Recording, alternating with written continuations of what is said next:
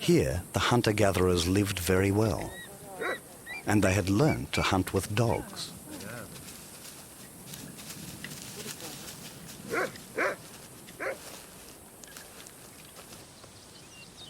Dogs have been sitting in the sun with people for at least 12,000 years. They're our oldest companions on the human journey. So close, we're not even sure whether we tamed them or they tamed us. Dogs were a part of life and death.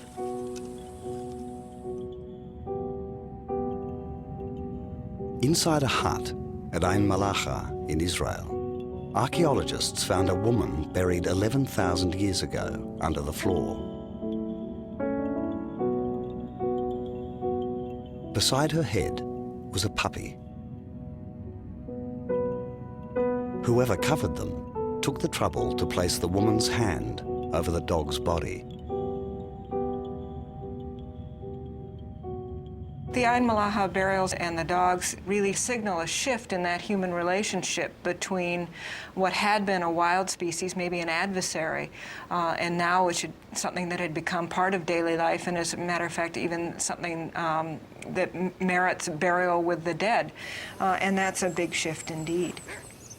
The dogs were even more attracted to humans once they built huts.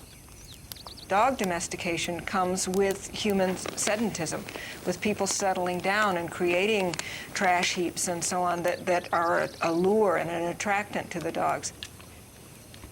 But it does set some sort of a precedence of bringing animals from the wild closer in to that human sphere of life.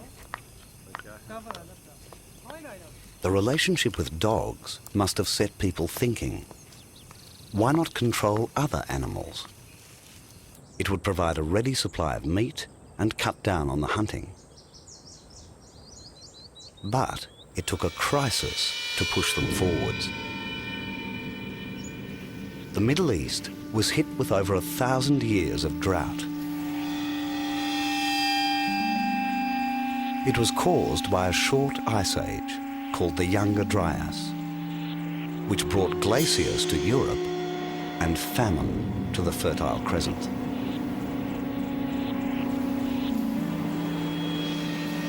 It was a climate catastrophe. Deep in the sand and suffering, the hunters changed their way of life.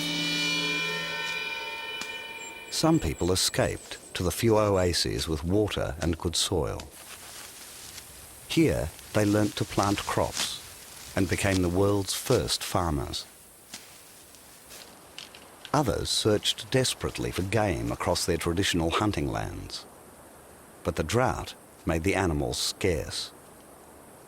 To save themselves, they took possession of their prey. The fireplaces of these hunters reveal the bones of goats, which were kept in herds. They were the very first domesticated farm animals.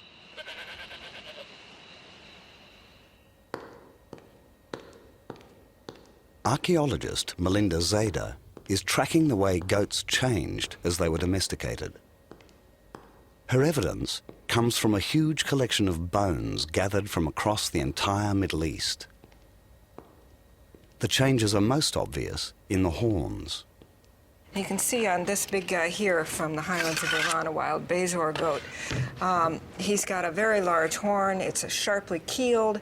It's rounded in its sort of profile here. And it goes back in what they call a scimitar shape. And this is very distinctive of the wild goat. It's quite different from what we see in this fellow here, this domestic goat, where the horn is now flattened on the inside, it's twisted, and obviously it's quite a bit smaller. Now the reason for that is that in the wild, this kind of a horn gives the males a competitive advantage in competing for females. In the domestic situation, the males aren't competing for females, but the herder is selecting who breeds with whom. So there's really no need for this large equipment. Today in the Middle East, people are still herding goats in the same way. The first herders selected smaller and less aggressive animals, removing the very traits the animals needed to survive in the wild. In return, the herders provided food and protection.